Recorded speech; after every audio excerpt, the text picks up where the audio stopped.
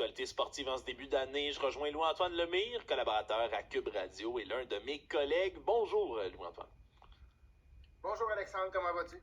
Ça va très bien, merci. Et là, ce matin, tu avais du pain sur la planche, Louis-Antoine, parce que c'est toi qui hérites du sujet d'actualité le plus parlé là, dans le monde, peut-être, là, aujourd'hui, qui frappe vraiment l'imagination. Damar Hamlin, qui est un joueur des Bills de Buffalo, football hier, qui s'est effondré là, après un contact en plein match.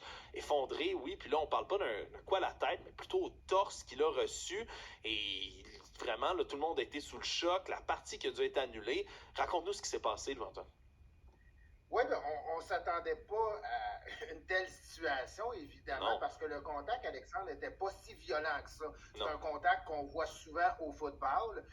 Puis bon, contact à la poitrine, comme tu l'as mentionné. Après ça, Hamlin s'est relevé, puis quelques secondes plus tard, on l'a vu complètement tomber, s'effondrer comme une vulgaire feuille de papier. Donc, évidemment, l'inquiétude était dans les yeux des deux équipes, parce que là, évidemment, cette nouvelle-là ne touchait pas juste les Bills de Buffalo, mais touchait également les Bengals de Cincinnati, les adversaires des Bills hier.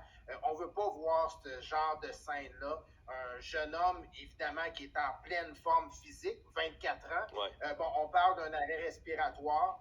Là, présentement, il est encore à l'hôpital du côté de Cincinnati. Son état est encore critique. On espère pour le mieux. Et tu l'as mentionné, la NFL, je pense qu'on a pris la bonne décision d'annuler le match. De reporter le match, finalement, parce que, évidemment, dans un contexte comme ça, les joueurs n'avaient plus du tout la tête au football, on s'entend.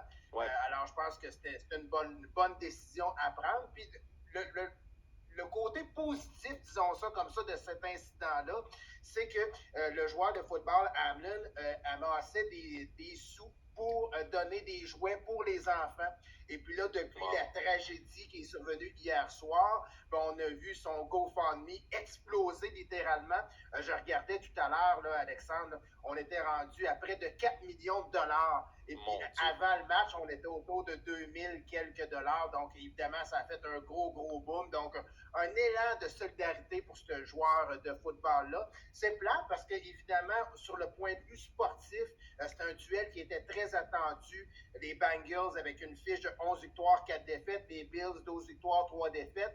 C'est un résultat qui allait avoir un impact sur les séries éliminatoires. Là, reste à savoir quand ce match-là sera disputé. Là, c'était surveillé, mais je pense que l'important, c'est évidemment la santé du joueur et on espère qu'il va revenir sur ses deux pieds. Et puis, j'ai hâte de voir l'impact que ça peut avoir du côté des Bills de Buffalo. Est-ce que cet événement triste-là va souder l'équipe ou va complètement les effondrer? Donc, c'est à suivre dans les prochains jours. Oui, puis tu fais bien de mentionner les joueurs des Bills parce qu'hier, on voyait les images là, des joueurs sur le terrain qui priaient en cercle. Il y en avait qui pleuraient à chaudes larmes sur le terrain. C'est pas juste une petite frousse, c'est pas un joueur qui se casse une jambe, c'est un gros accident horrible, mais on peut reprendre là, vraiment l'inquiétude qui se lisait, là, même dans le visage du corps arrière de Josh Allen, qui avait l'air presque paniqué sur le terrain. C'est un événement qui peut vraiment là, modifier les performances d'une équipe, ni plus ni moins.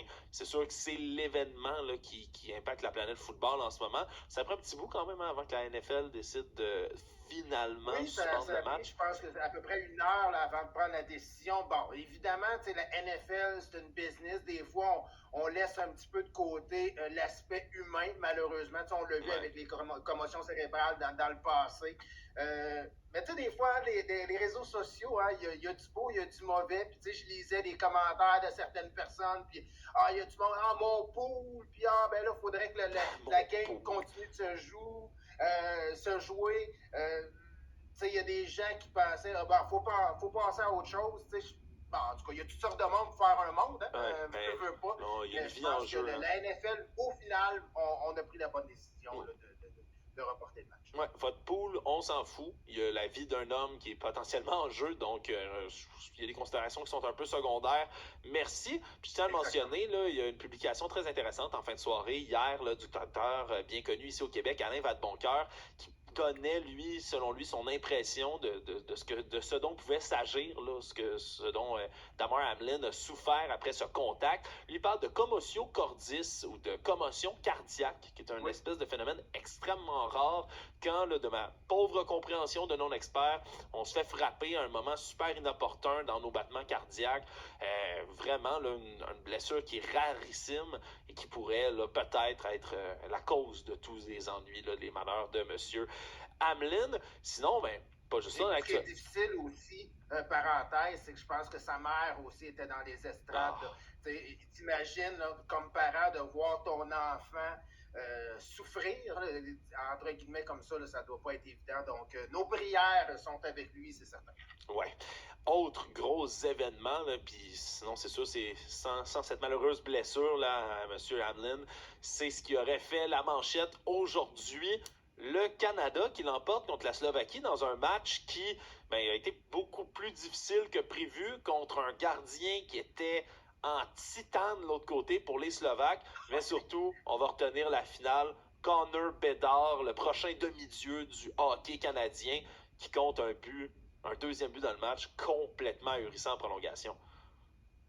Ah, ce joueur-là, Alexandre, est incroyable. Connor Bedard, hier, a réalisé pas moins de 5 records. Bon, a battu le record de Jordan Eberle, a battu le record d'Eric Lindros, et le joueur de moins de 18 ans qui a le plus de points depuis Jaromir Jagr. Wow. Je ne sais pas si tu as eu la chance d'écouter la rencontre hier. Ce gars-là est dominant sur la glace, prend énormément de lancers. Et puis ce que j'aime de lui, c'est qu'il n'a pas peur d'aller jouer dans le trafic, comme on appelle dans le jargon du hockey. Donc, dans les zones, devant le filet, bon, ben, on mange des cross-checks, je ne sais pas le terme en français. Là, des mises en échec. Des doubles échecs.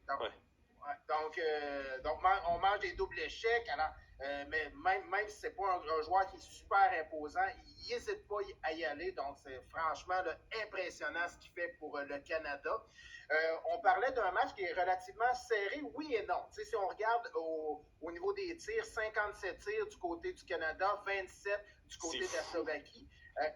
Mais des fois, on pourrait se dire, OK, 27 tirs, le gardien canadien a laissé passer 3 buts, a été faible, mais non, il a quand même réalisé de gros arrêts importants. Puis il y a même un défenseur, Tyson Hines, des Olympiques de Gatineau, qui a réalisé aussi un gros arrêt également. Donc, tu sais, la défensive a quand même été pas si pire. Le Canada ont frappé également plusieurs poteaux dans la rencontre, dont Shane Wright en prolongation.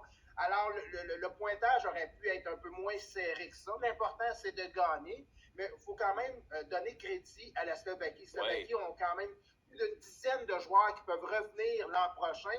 Donc, ça va être quand même une équipe à surveiller. Puis en prolongation, ben, ça aurait pu virer d'un côté comme de l'autre. Donc, chapeau au Canada. Puis, tu sais, ce qui est impressionnant, je reviens sur Bédard, c'est que ce jeune joueur de hockey-là a seulement 17 ans. Ouais. Souvent, le championnat du monde de hockey junior, c'est un tournoi pour les 18 et 19 ans. Puis, à ces âges-là, il y a une grosse différence au niveau de la maturité.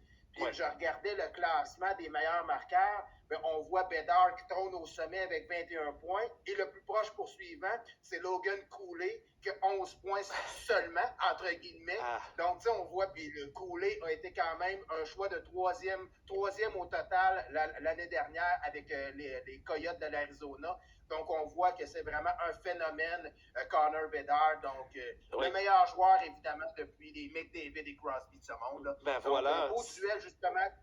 C'est ce que je voulais te dire. Là. Je vais revenir un peu chez nous, là, puis je vais faire... Moi, je veux absolument que le Canadien continue une saison. S'il y a 1% de chance qu'on fasse les séries avec le Canadien de Montréal, je le veux. Mais en même temps, je vais te le dire, là, en écoutant un match comme celui d'hier, c'est drôle, hein? Il y a peut-être des équipes dans la Ligue nationale, je sais pas ce que tu en penses, Louis-Antoine, qui vont commencer à peut-être trouver ça alléchant de perdre de plus en plus de parties pour avoir des chances d'aller chercher ce joueur incroyable qui est Connor Bedard. Ben, en fait, c'est sûr que les équipes ne font pas exprès pour perdre, mais tu sais, je pense, parenthèse, moi, je veux juste pas que Connor Bedard se retrouve avec le Canadien de Montréal. Là, je veux pas aimer le Canadien, s'il vous plaît. Donc, j'aimerais mieux le voir avec Chicago. Mais justement, une équipe comme les Blackhawks, ben, il y a des pourparlers, il y a des rumeurs. Est-ce que Patrick Kane, par exemple, va s'en aller avec les Rangers de New York pour aller rejoindre Panarin? un de ses anciens coéquipiers. Donc, évidemment, en échangeant Patrick Kane, ben, on s'affaiblit. Et évidemment, en s'affaiblissant, ben, on a plus de chances de repêcher Connor Bedard parce qu'évidemment, c'est un joueur générationnel qui va changer à lui seul une franchise. Ouais. Alors, tu sais, je comprends dans la peau des partisans des Canadiens, on salive. Là, ces temps-ci, on a un petit passage à vide du côté du bleu-blanc-rouge.